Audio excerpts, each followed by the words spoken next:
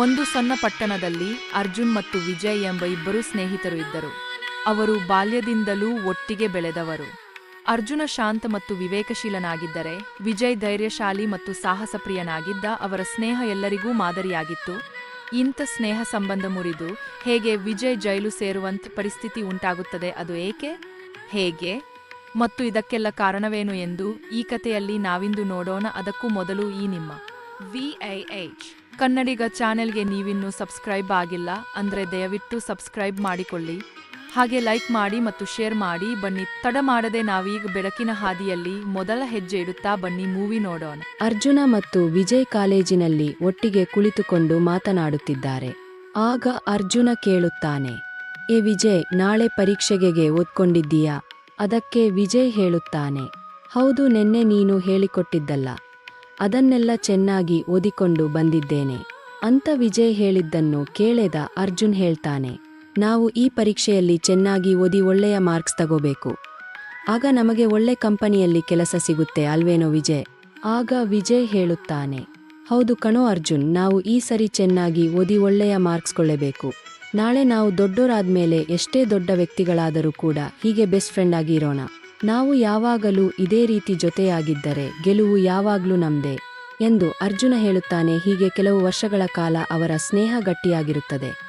ಹೀಗೆ ದಿನ ಕಳೆದಂತೆಲ್ಲ ಒಂದು ದಿನ ಸಂಜೆ ವಿಜಯ್ ಕಾಫಿ ಹೌಸ್ನಲ್ಲಿ ಕುಳಿತಿದ್ದಾನೆ. ಆಗ ಒಬ್ಬ ಶ್ರೀಮಂತನಂತೆ ಕಂಡ ಒಬ್ಬ ವ್ಯಕ್ತಿಯು ವಿಜಯನನ್ನು ಕಂಡು ಪರಿಚಯವಿದ್ದಂತೆ ವಿಜಯನ ಮಾತನಾಡಿಸುತ್ತಾ ಕೈಕೊಟ್ಟು ಅವನ ಎದುರಿನಲ್ಲೇ ಕುಳಿತುಕೊಂಡು, ಆಗ ರಾಜು, ಹಲೋ, ನೀನು ವಿಜಯ್ ತಾನೇ ಎಂದು ಕೇಳುತ್ತಾನೆ. ಅದಕ್ಕೆ ವಿಜಯ್, ಹೌದು, ನಾನು ವಿಜಯ್ ಎಂದು ಆಶ್ಚರ್ಯವಾಗಿ ಹೇಳುತ್ತಾನೆ. ಅದಕ್ಕೆ ರಾಜು, ಹಾಯ್ ವಿಜಯ್, ಹೇಗಿದ್ದೀಯಾ ಎಂಬ ರಾಜುವಿನ ಮಾತನ್ನು ಕೇಳಿದ ವಿಜಯ್ಗೆ ಆಶ್ಚರ್ಯ ಉಂಟಾಗಿ, ನೀವು ಯಾರು ಎಂದು ತಿಳಿಯಲಿಲ್ಲ, ಕ್ಷಮಿಸಿ ಎಂದು ಕೇಳುತ್ತಾನೆ.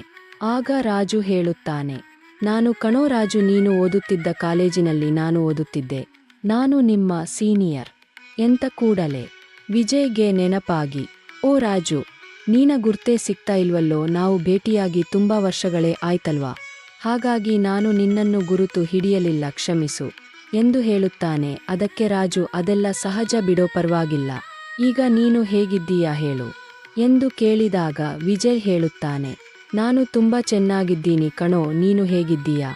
ಈಗ ನೀನು ತುಂಬಾ ಬದಲಾಗೋಗಿದ್ಯಾ, ಲೈಫ್ನಲ್ಲಿ ಸೆಟ್ಲ್ ಆಗಿರಬೇಕು ಅನ್ಸುತ್ತೆ, ಈಗ ಏನ್ ಕೆಲಸ ಮಾಡ್ತಾ ಇದ್ದೀಯಾ? ಅದಕ್ಕೆ ರಾಜು ಹೇಳ್ತಾನೆ, ಹೌದು, ನಾನು ಲೈಫ್ನಲ್ಲಿ ಸೆಟ್ಲ್ ಆಗಿದ್ದೇನೆ, ಒಳ್ಳೆ ಕೆಲಸ, ಕೈ ತುಂಬಾ ದುಡ್ಡು ಸಿಗುತ್ತೆ. ಇದನ್ನು ಕೇಳಿದ ವಿಜಯ್ಗೆ ಅವನ ತರಹನೇ ನಾನು ಇರಬೇಕು, ಕಾರು ತಗೊಂಡು ಈ ರೀತಿ ಸೂಟು ಬೂಟು ಹಾಕೊಂಡು ದೊಡ್ಡ ವ್ಯಕ್ತಿ ತರ ಕಾಣಬೇಕು ಅಂತ ಮನಸ್ಸಿನಲ್ಲಿ ಅಂದ್ಕೊಂಡು ರಾಜುವಿನ ಬಳಿ ಕೇಳುತ್ತಾನೆ, ನನಗೂ ಒಂದು ಕೆಲಸ ಕೊಡಿಸು, ನಾನು ಕೆಲಸ ಹುಡುಕ್ತಾ ಇದ್ದೀನಿ ಎಂದಾಗ ಅದಕ್ಕೆ ರಾಜು ಹೇಳ್ತಾನೆ, ಅಷ್ಟೇ ತಾನೇ ಕೊಡಿಸ್ತೀನಿ ಬಿಡು ಎಂದು ಹೇಳುತ್ತಾ, ನಿನ್ನ ಸ್ನೇಹಿತ ಅರ್ಜುನ್ ಹೇಗಿದ್ದಾನೆ? ನಿಮ್ಮ ಡಿಗ್ರಿ ಕಂಪ್ಲೀಟ್ ಆಯ್ತಾ? ಈಗ ಏನು ಕೆಲಸ ಮಾಡ್ತಾ ಇದ್ದೀರಾ ಎಂದು ಹೀಗೆ ಅಲ್ಲಿ ತುಂಬಾ ಹೊತ್ತು ಮಾತನಾಡುತ್ತಾ ಕಾಲ ಕಳೆಯುತ್ತಾರೆ. ಹೀಗೆ ಕೆಲ ಕಾಲ ಉರುಳಿದಂತೆಲ್ಲ ರಾಜ ಮತ್ತು ವಿಜಯ್ ಇಬ್ಬರ ತುಂಬಾ ಆತ್ಮೀಯ ಗೆಳೆಯರದರು. ಆಗ ಒಂದು ದಿನ ಸಂಜೆ ವಿಜಯ್ ರಾಜನ ಜೊತೆ ಒಂದು ನಿರ್ಜನ ಪ್ರದೇಶದ ರಸ್ತೆ ಬದಿಯಲ್ಲಿ ನಡೆದು ಹೋಗುತ್ತಿರುವಾಗ ವಿಜಯ್ ರಾಜನನ್ನು ಕೇಳುತ್ತಾನೆ, ರಾಜು, ನನಗೆ ಕೆಲಸ ಕೊಡಿಸುತ್ತೇನೆ ಎಂದು ಹೇಳಿದೆ, ಏನಾಯ್ತು? ರಾಜ, ನನಗೆ ಹಣದ ಅವಶ್ಯಕತೆ ತುಂಬಾ ಇದೆ, ನನಗೆ ಅರ್ಜೆಂಟಾಗಿ ದುಡ್ಡು ಬೇಕು, ಮನೆಯಲ್ಲಿ ತುಂಬಾ ತೊಂದರೆ ಇದೆ ಕಣೋ, ಬೇಗ ಏನಾದರೂ ಒಂದು ಕೆಲಸ ಕೊಡಿಸೋ.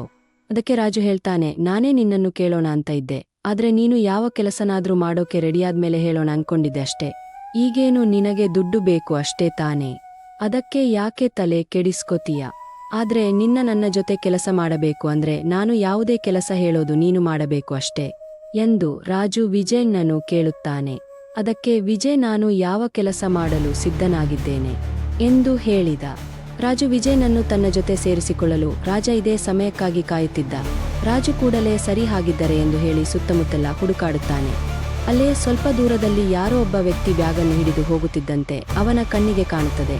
ಕೂಡಲೇ ರಾಜ ವಿಜಯ್ನನ್ನು ಜೊತೆಯಲ್ಲಿ ಕರೆದುಕೊಂಡು ಅವನ ಬಳಿ ಓಡಿ ಹೋಗಿ ರಾಜ ತನ್ನ ಜೇಬಿನಿಂದ ಚಾಕುವನ್ನು ತೆಗೆದು ಬ್ಯಾಗು ಹಿಡಿದಿದ್ದ ವ್ಯಕ್ತಿಯನ್ನು ಎದುರಿಸಿ ಅವನ ಬ್ಯಾಗನ್ನು ಕಿತ್ತುಕೊಂಡು ಅವರಿಬ್ಬರು ಅಲ್ಲಿಂದ ಸ್ವಲ್ಪ ದೂರ ಮರೆಯಾಗುವಂತೆ ಓಡಿಹೋಗಿ ಆ ಬ್ಯಾಗನ್ನು ತೆಗೆದು ನೋಡಿದಾಗ ಬ್ಯಾಗಿನಲ್ಲಿ ಸ್ವಲ್ಪ ಹಣ ಇರುತ್ತದೆ. ಇದನ್ನೆಲ್ಲ ಕಂಡ ವಿಜಯ್ಗೆ ಕೈ ಕಾಲೆಲ್ಲ ನಡುಗುತ್ತಾ ಬೆವತು ಹೋಗಿರುತ್ತಾನೆ. ಆಗ ರಾಜು ವಿಜಯ್ನನ್ನ ನೋಡಿ, ಈಗ ನೋಡಿದ್ಯಾ ಏನು ಕಷ್ಟಪಡದೆ ಎಷ್ಟು ಈಸಿಯಾಗಿ ಎಂದು ಹೇಳುತ್ತಾ ರಾಜ ಆ ಹಣವನ್ನೆಲ್ಲ ವಿಜಯ್ನ ಕೈಗೆ ಕೊಡುತ್ತಾನೆ. ಆಗ ವಿಜಯ್ಗೆ ಕೈಯಲ್ಲಿದ್ದ ಅಷ್ಟೊಂದು ಹಣವನ್ನು ಕಂಡು ಸಂತೋಷ ಒಂದು ಕಡೆ ಆದರೆ ಮತ್ತೊಂದು ಕಡೆ ಆಶ್ಚರ್ಯ ಮತ್ತು ಭಯ ಉಂಟಾಗುತ್ತದೆ. ಅದನ್ನು ಕಂಡು ರಾಜ್, ನೀನೇನು ಹೆದರಬೇಡ, ಇದೆಲ್ಲ ಮಾಮೂಲಿ. ಮೊದಲು ಹೀಗೆ ಇರುತ್ತೆ, ನಂತರ ಎಲ್ಲ ಸರಿ ಹೋಗುತ್ತೆ. ಯಾವಾಗಲೂ ನಿನಗೇನೆ ಸಮಸ್ಯೆ ಬಂದರೂ ನಿನ್ನ ಜೊತೆ ನಾನಿರುತ್ತೇನೆ. ಏನು ಭಯಪಡಬೇಡ, ಮೊದಲು ನಿನ್ನ ಸಮಸ್ಯೆಗಳನ್ನು ಬಗೆಹರಿಸಿಕೋ ಎಂದು ರಾಜ ವಿಜಯನಿಗೆ ಧೈರ್ಯ ತುಂಬುತ್ತಾ ಅಲ್ಲಿಂದ ಹೊರಟು ಹೋಗುತ್ತಾರೆ. ಹೀಗೆ ಈಸಿಯಾಗಿ ಕಷ್ಟಪಡದೆ ಏನು ಕೆಲಸ ಮಾಡಿದೆ. ದುಡ್ಡು ಮಾಡುವುದನ್ನು ಕಂಡುಕೊಂಡ ವಿಜಯ್ ರಾಜುವಿನೊಂದಿಗೆ ಸೇರಿ ಇನ್ನೂ ಹೆಚ್ಚಾಗಿ ಕಳ್ಳತನ ಮತ್ತು ದರೋಡೆ ಮಾಡುವುದನ್ನು ಮುಂದುವರಿಸುತ್ತಾ ಹೋಗುತ್ತಾನೆ.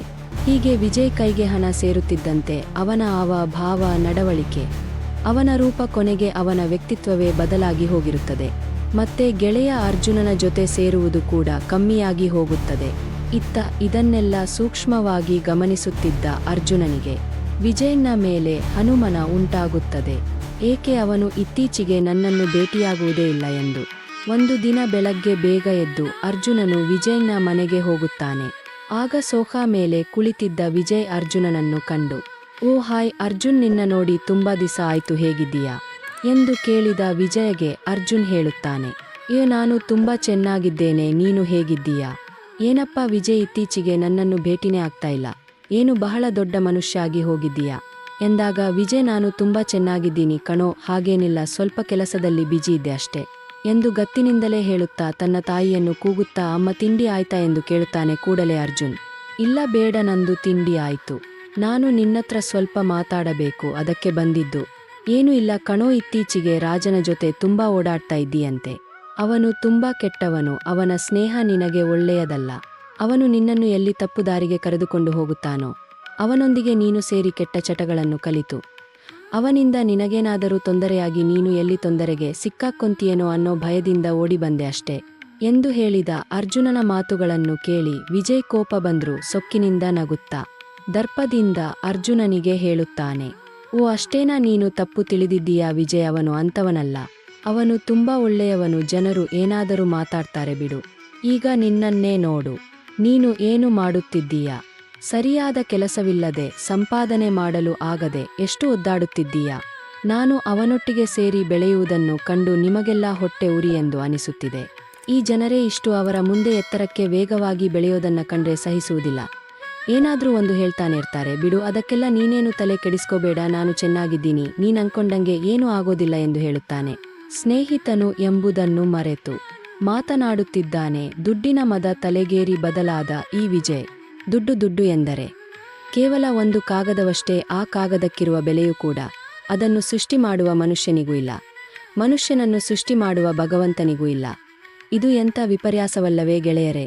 ಅಯ್ಯೋ ನೋಡಿ, ಈ ವಿಡಿಯೋ ಮಾಡ್ತಾ ನಾನು ಅರ್ಜುನನ ಪಾತ್ರ ಆಗೋಗಿತ್ತು. ಈ ಪರಕಾಯ ಪ್ರವೇಶ ಅಂತಾರಲ್ಲ, ಹಾಗೆ ನಿಮಗೂ ಹಾಗೆ ಆಗಿತ್ತು. ನೀವು ಮೂವಿಗೆ ಹೋದ್ರೆ ಇಂಟ್ರೂಲ್ ಬಿಡ್ತಾರಲ್ಲ, ಹಾಗೆ ಅಂತಾನೆ ಇದನ್ನು ತಿಳ್ಕೊಂಡು ದಯವಿಟ್ಟು ಇನ್ನೂ ಸಬ್ಸ್ಕ್ರೈಬ್ ಮಾಡಿಕೊಂಡಿಲ್ಲ ಅಂದ್ರೆ ಈಗ ಸಬ್ಸ್ಕ್ರೈಬ್ ಮಾಡಿಕೊಳ್ಳಿ, ಹಾಗೆ ಲೈಕ್ ಮಾಡಿ. ಆಯ್ತಾ, ಬನ್ನಿ ಕತೆ ಮತ್ತೆ ಶುರು ಮಾಡೋಣ. ದುಡ್ಡಿನ ಮದುವೇರಿ ಮಾತನಾಡುತ್ತಿದ್ದ ಆ ದುರಹಂಕಾರದ ಮಾತುಗಳನ್ನು ಕೇಳಿ ಅರ್ಜುನನ ಮನಸ್ಸಿಗೆ ನೋವಾಗಿ, ಸರಿಯಪ್ಪ, ನೀನು ಚೆನ್ನಾಗಿದ್ದರೆ ಸಾಕು, ಯಾವುದೇ ರೀತಿ ತೊಂದರೆ ಮಾಡ್ಕೋಬೇಡ, ಯಾವುದೇ ರೀತಿ ಪ್ರಾಬ್ಲಮ್ ಅಲ್ಲಿ ಸಿಕ್ಕಾಕೋಬೇಡ, ನನಗೆ ಅಷ್ಟೇ ಸಾಕು ಎಂದು ಎಚ್ಚರಿಕೆ ಮಾತನಾಡುತ್ತಾ, ಸರಿ, ನಾನಿನ್ನ ಹೊರಡುತ್ತೇನೆ ಎಂದು ಹೇಳಿ ಅಲ್ಲಿಂದ ಹೊರಟು ಹೋಗುತ್ತಾನೆ. ಇದಾದ ಕೆಲವು ದಿನಗಳ ನಂತರ ಒಂದು ದಿನ ರಾತ್ರಿ ರಾಜು ಮತ್ತೆ ವಿಜಯ್ ಇಬ್ಬರು ನಡೆದು ಹೋಗುತ್ತಿದ್ದಾಗ ಆಗ ಅಲ್ಲಿ ಒಂದು ಬಟ್ಟೆ ಅಂಗಡಿಯನ್ನು ಕಂಡ ಕೂಡಲೇ ತಟ್ಟನೆ ರಾಜನಿಗೆ ಒಂದು ಉಪಾಯ ಉಳಿಯುತ್ತದೆ. ಅದು ಏನೆಂದರೆ, ನಾಳೆ ಹಬ್ಬವಿರುವುದರಿಂದ ಊರಿನವರೆಲ್ಲ ಬಟ್ಟೆ ಕೊಂಡುಕೊಂಡು ಒಳ್ಳೆಯ ವ್ಯಾಪಾರವಾಗಿ ಹಣ ತುಂಬಿರುತ್ತದೆ ಎಂದು ಹೇಳಿ ಇಬ್ಬರು ಬೀಗ ಹೊಡೆದು ಅಂಗಡಿಯ ಒಳಗೆ ಹೋಗುತ್ತಾರೆ. ನಂತರ ವಿಜಯ್ ಅರ್ಜುನ ಹೇಳಿದ ಮಾತುಗಳನ್ನು ನೆನೆಸಿಕೊಂಡು ಭಯಪಡುತ್ತಾ ನಿಂತಿರುತ್ತಾನೆ. ಅದನ್ನು ಕಂಡ ರಾಜು, ವಿಜಯ್ ಏನಾಯ್ತು ಎಂದ ಕೂಡಲೇ ಗಾಬರಿಗೊಂಡ ವಿಜಯ್ ರಾಜುಗೆ ಭಯದಿಂದ ಹೇಳುತ್ತಾನೆ, ರಾಜು, ನನಗೆ ಇವತ್ತು ತುಂಬಾ ಭಯ ಆಗ್ತಾ ಇದೆ. ಇದೆಲ್ಲ ಇನ್ನು ಮುಂದೆ ಮಾಡೋದು ಬೇಡ ಅಂತ ಅನ್ನಿಸ್ತಾ ಇದೆ. ಇವತ್ತು ಏನು ಬೇಡ, ಇಲ್ಲಿಂದ ಬೇಗ ಹೊರಟೋಗೋಣ ಬಾ ರಾಜು ಅಂತ ಭಯದಿಂದ ವಿಜಯ್ ರಾಜುಗೆ ಹೇಳಿದಾಗ ರಾಜು ಹೇಳ್ತಾನೆ, ವಿಜಯ್, ಏನಾಯ್ತು ನಿನಗೆ ಇವತ್ತು? ಯಾಕೋ ಭಯ ಪಡ್ತಾ ಇದ್ದೀಯಾ? ಇಷ್ಟು ದಿಸ ನಿನ್ನಲ್ಲಿದ್ದಂತ ಆ ಕ್ಷಣಕ್ಕೆ ಬುದ್ಧಿ, ಆ ನಿನ್ನ ಧೈರ್ಯ ಏನಾಯ್ತು? ವಿಜಯ್, ಏನಾಯ್ತೋ ಇವತ್ತು ನಿನಗೆ? ಏನು ಹುಚ್ಚುಚ್ಚಾಗಿ ಏನೋ ಹೇಳ್ತಾ ಇದ್ದೀಯಾ? ಇಷ್ಟು ಕಷ್ಟಪಟ್ಟು ಒಳಗಡೆ ಬಂದು ದುಡ್ಡನ್ನ ಕಣ್ಮುಂದೆ ನೋಡಿ ನೀನೀ ಮಾತು ಹೇಳ್ತಾ ಇದ್ದೀಯಾ? ಏನು ಬರಿಗೈಯಲ್ಲಿ ಹೊರಗಡೆ ಹೋಗಬೇಕಾ? ಅದೆಲ್ಲ ಆಗೋದಿಲ್ಲ.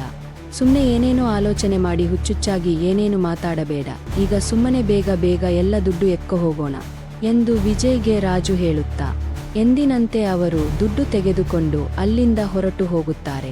ಮರುದಿನ ಬೆಳಗ್ಗೆ ಆ ರಸ್ತೆ ತುಂಬಾ ಪೊಲೀಸರು ನಿಂತಿರುತ್ತಾರೆ.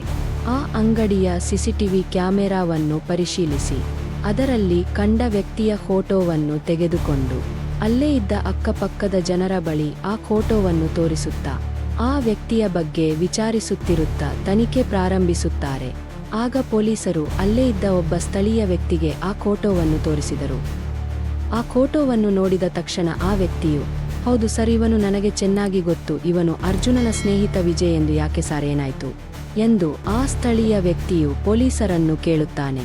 ಆಗ ಆ ಪೊಲೀಸ್ ಕಾನ್ಸ್ಟೇಬಲ್ ಹೇಳುತ್ತಾರೆ, ರಾತ್ರಿ ಈತ ಈ ಬಟ್ಟೆ ಅಂಗಡಿಯಲ್ಲಿ ಇದ್ದ ಹಣವನ್ನೆಲ್ಲ ಕಳ್ಳತನ ಮಾಡಿದ್ದಾನೆ. ಇವನ ಮನೆಯಲ್ಲಿದೆ ಗೊತ್ತಾ? ಈ ರಾಜುವಿನ ಬಗ್ಗೆ ನಿಮಗೆ ಇನ್ನಷ್ಟು ಏನಾದರೂ ಗೊತ್ತಿದ್ದರೆ ಹೇಳಿ ಎಂದು ಪೊಲೀಸರು ಕೇಳಿದ ಕೂಡಲೇ ಆ ಸ್ಥಳೀಯ ವ್ಯಕ್ತಿಯು, ತುಂಬಾ ಚೆನ್ನಾಗಿ ಗೊತ್ತು ಸರ್, ಅರ್ಜುನ ಅಂತ ತುಂಬಾ ಒಳ್ಳೆಯ ವ್ಯಕ್ತಿ ಅಂತ. ಒಳ್ಳೆಯ ವ್ಯಕ್ತಿಯ ಸ್ನೇಹ ಬಿಟ್ಟು ರಾಜು ಎಂಬ ಒಬ್ಬ ಕೆಟ್ಟ ಸ್ನೇಹಿತನ ಸಹವಾಸ ಮಾಡಿ ಇತ್ತೀಚೆಗೆ ತುಂಬಾ ದಿನಗಳಿಂದ ಅನೈತಿಕ ಕೆಟ್ಟ ಕೆಲಸಗಳನ್ನು ಮಾಡುತ್ತಿದ್ದ. ಇವನ ಮನೆ ಕೂಡ ಇಲ್ಲೇ ಇದೆ ಸರ್, ಬನ್ನಿ ತೋರಿಸ್ತೀನಿ ಎಂದು ಕೂಡಲೇ ಆ ಸ್ಥಳೀಯ ವ್ಯಕ್ತಿಯು ವಿಜಯ್ ಬಗ್ಗೆ ಪೊಲೀಸರಿಗೆ ಎಲ್ಲ ಮಾಹಿತಿಗಳನ್ನು ನೀಡಿ ಪೊಲೀಸರನ್ನು ವಿಜಯ್ ಮನೆಗೆ ಕರೆದುಕೊಂಡು ಹೋಗುತ್ತಾರೆ. ಆಗ ವಿಜಯ್ ಮತ್ತು ರಾಜುನನ್ನು ಪೊಲೀಸರು ಬಂಧಿಸಿ ಸಂಜೆ ಪೊಲೀಸ್ ಸ್ಟೇಷನ್ಗೆ ಕರೆದುಕೊಂಡು ಹೋಗುತ್ತಾರೆ. ಆಗ ಪೊಲೀಸ್ ಸ್ಟೇಷನ್ನಲ್ಲಿ ಇದ್ದ ಮೇಲೆ ಅಧಿಕಾರಿಯೊಬ್ಬರು ವಿಜಯನನ್ನು ವಿಚಾರಣೆ ನಡೆಸುತ್ತಿರುವಾಗ ವಿಜಯ್ ವೈಭೀತನಾಗಿ ಭಯದಿಂದಲೇ ತಾನು ಮಾಡಿದ ತಪ್ಪನ್ನು ಒಪ್ಪಿಕೊಳ್ಳುತ್ತಾನೆ. ಈ ವಿಷಯ ತಿಳಿದ ಕೂಡಲೇ ಅರ್ಜುನ್ಗೆ ಗಾಬರಿಯಾಗಿ ಭಯದಿಂದ ಸ್ಟೇಷನ್ ಬಳಿಗೆ ಓಡಿ ಬಂದು ವಿಜಯನ್ನು ಕಂಡು, ವಿಜಯ ಏನಾಯ್ತು, ಏನು ಇದೆಲ್ಲ, ನಾನು ಅಂದೇ ನಿನಗೆ ಹೇಳಿದೆ, ಅವನ ಸಹವಾಸ ಬೇಡ ಅಂತ ನಿನ್ನು ನನ್ನ ಮಾತು ಕೇಳಲಿಲ್ಲ, ಈಗ ನೋಡು ಏನಾಯ್ತು, ಹೋಗಲಿ ಬಿಡು, ಈಗಲಾದರೂ ಬುದ್ಧಿ ಬಂತಲ್ಲ ನಿನ್ನಗೆ, ಚಿಂತಿಸಬೇಡ, ನೀನು ಮಾಡಿದ ತಪ್ಪಿಗೆ ಶಿಕ್ಷೆಯನ್ನು ಅನುಭವಿಸಿ ಬಾ, ನೀನೇನು ಹೆದರಬೇಡ, ಇನ್ಮುಂದೆ ಏನೇ ಕಷ್ಟ ಬಂದರೂ ನಾನು ನಿನ್ಜೊತೆ ಇರ್ತೀನಿ ಎಂದು ಅರ್ಜುನ್ ವಿಜಯ್ಗೆ ಧೈರ್ಯ ತುಂಬುತ್ತಾನೆ. ಆಗ ವಿಜಯ್ ಅಳುತ್ತಾ ಹೇಳುತ್ತಾನೆ, ನನ್ನನ್ನು ಕ್ಷಮಿಸು ಗೆಳೆಯ, ನಾನು ನಿನ್ನ ಮಾತನ್ನು ಅವತ್ತೇ ಕೇಳಬೇಕಾಗಿತ್ತು, ಕೇಳಿದ್ರೆ ಈಗ ನನಗೆ ಪರಿಸ್ಥಿತಿ ಬರ್ತಾನೆ ಇರಲಿಲ್ಲ, ಈಗ ನಾನು ಮಾಡಿದ ತಪ್ಪಿನ ಅರಿವಾಗುತ್ತಿದೆ ಎಂದಾಗ ಅರ್ಜುನ ಹೇಳುತ್ತಾನೆ, ಏ ವಿಜಯ, ನಿನ್ನನ್ ದೋಸ್ತ್ ಕಣೋ, ನಾನು ನಿನ್ನನ್ನು ಕ್ಷಮಿಸುವಂತಹ ದೊಡ್ಡ ತಪ್ಪು ನೀನು ನನಗೆ ಏನು ಮಾಡಿಲ್ಲ, ನೀನು ತುಂಬಾ ಒಳ್ಳೆಯವನು, ಇದೆಲ್ಲ ಒಂದು ಕೆಟ್ಟ ಸಮಯ ನಿನ್ನನ್ನು ಹೀಗೆ ಮಾಡಿದೆ, ಪರವಾಗಿಲ್ಲ ಬಿಡು ಎಂದು ಹೇಳುತ್ತಾನೆ. ಇದಾದ ಕೆಲವು ವರ್ಷಗಳ ನಂತರ ಮತ್ತೆ ಇಬ್ಬರು ಒಂದಾಗಿ ಊರಿಗೆ ಮಾದರಿಯಾಗುವಂತಹ ಬೆಸ್ಟ್ ಫ್ರೆಂಡ್ ಆಗಿ ಇರುತ್ತಾರೆ. ಇಲ್ಲಿ ನಾವು ತಿಳಿದುಕೊಳ್ಳಬೇಕಾದ ಬಲು ಮುಖ್ಯವಾದ ವಿಷಯವೇನೆಂದರೆ, ನಾವು ಸ್ನೇಹ ಮಾಡುವುದಕ್ಕೆ ಮುಂಚೆ ನಮ್ಮ ಒಳಿತನ್ನು ಬಯಸುವವರು ಯಾರು, ನಮ್ಮ ಕೆಡುಕನ್ನು ಬಯಸುವವರು ಯಾರು ಎಂದು ನಾವು ಮೊದಲು ತಿಳಿದುಕೊಳ್ಳಬೇಕು. ನಾವು ಕಷ್ಟದಲ್ಲಿದ್ದಾಗ ನಮ್ಮ ಸಹಾಯಕ್ಕೆ ಬಾರದೆ ನಮ್ಮ ಬೆನ್ನ ಹಿಂದೆ ನಿಂತು ಮಾತನಾಡುವ ಇಂಥ 100 ಜನ ಸ್ನೇಹಿತರಿದ್ದರೂ ಏನು ಪ್ರಯೋಜನ? ಎಂತಹ ಕಷ್ಟ ಪರಿಸ್ಥಿತಿಯಲ್ಲೂ ನೂರಾರು ಸಮಸ್ಯೆಗಳು ಎದುರಾದರೂ ಬೆನ್ನಿಗೆ ಹೆಗಲು ಕೊಟ್ಟು ನಿಲ್ಲುವಂತ ಇಂತಹ ಒಬ್ಬ ಒಳ್ಳೆಯ ಸ್ನೇಹಿತನೊಬ್ಬನಿದ್ದರೆ ಸಾಕಲ್ಲವೇ? ಈ ಕಥೆಯ ಸಾರಾಂಶವೇನೆಂದರೆ, ಸ್ನೇಹದ ಆಯ್ಕೆಯ ಮಹತ್ವವನ್ನು ತೋರಿಸುತ್ತದೆ. ಸ್ನೇಹ ಎಂಬುದು ಅತ್ಯಂತ ಅಮೂಲ್ಯವಾದದ್ದು, ಆದರೆ ಅದರ ಆಯ್ಕೆ ಸರಿಯಾಗಿರಬೇಕು. ತಪ್ಪಾದ ಸ್ನೇಹದಿಂದ ಜೀವನದಲ್ಲಿ ಹಾನಿಯಾಗಬಹುದು. ನಿಜವಾದ ಸ್ನೇಹಿತರು ಯಾವಾಗಲೂ ನಮ್ಮನ್ನು ಸರಿಯಾದ ದಾರಿಯಲ್ಲಿ ನಡೆಸುತ್ತಾರೆ, ಆದರೆ ತಪ್ಪಾದ ಸ್ನೇಹಿತರು ನಮ್ಮನ್ನು ತಪ್ಪು ದಾರಿಗೆ ಹೋಗುವಂತೆ ಮಾಡಬಹುದು. ಆದ್ದರಿಂದ ಸ್ನೇಹಿತರ ಆಯ್ಕೆ ಮಾಡುವಾಗ ನಾವು ಗಾಜಿನ ಚೂರುಗಳ ಮಧ್ಯದಿಂದ ವಜ್ರವನ್ನು ಹುಡುಕಿ ತೆಗೆಯುವಷ್ಟು ಎಚ್ಚರಿಕೆಯಿಂದ ಇರಬೇಕು. ಜೀವನದಲ್ಲಿ ಇಂಥ ಒಳ್ಳೆಯ ಗೆಳೆಯನನ್ನು ಗಳಿಸಬೇಕು ಮತ್ತು ಉಳಿಸಿಕೊಳ್ಳಬೇಕು. ಈ ಚಿತ್ರ ನಿಮಗೆ ಹೇಗೆ ಅನಿಸುತ್ತೆ ಎಂದು ನನಗೆ ಕಮೆಂಟ್ ಮಾಡಿ ತಿಳಿಸಿ. ತಪ್ಪಿದ್ದಲ್ಲಿ ತಿದ್ದುಕೊಳ್ಳುವೆ, ಚೆನ್ನಾಗಿದ್ದಲ್ಲಿ ಮತ್ತಷ್ಟು ಉತ್ತಮಗೊಳಿಸಲು ಪ್ರಯತ್ನಿಸುತ್ತೇನೆ. ನನಗೆ ಇಂತಹ ಇನ್ನಷ್ಟು ಕಥೆಗಳನ್ನು ಮಾಡಲು ನೀವು ಮಾಡುವ ಕಮೆಂಟ್ಸ್ಗಳೇ ನನಗೆ ದಾರಿ ದೀಪವಾಗುತ್ತದೆ ಮತ್ತು ನಿಮ್ಮ ಲೈಕ್ಗಳೇ ನನಗೆ ಪ್ರೋತ್ಸಾಹ ನೀಡುತ್ತದೆ. ದಯವಿಟ್ಟು ಪ್ರೋತ್ಸಾಹಿಸಿ. ನೀವು ಮಾಡಿಕೊಳ್ಳುವ ಸಬ್ಸ್ಕ್ರೈಬರ್ ನನಗೆ ಶಕ್ತಿ ತುಂಬುತ್ತದೆ. ದಯವಿಟ್ಟು ಸಬ್ಸ್ಕ್ರೈಬ್ ಮಾಡಿಕೊಳ್ಳಿ. ಈ ವಿಡಿಯೋವನ್ನು ಪೂರ್ತಿ ನೋಡಿ ನನ್ನನ್ನು ಬೆಂಬಲಿಸುತ್ತಿರುವ ನಿಮ್ಮೆಲ್ಲರಿಗೂ ನನ್ನ ಹೃತ್ಪೂರ್ವಕ ಧನ್ಯವಾದಗಳು.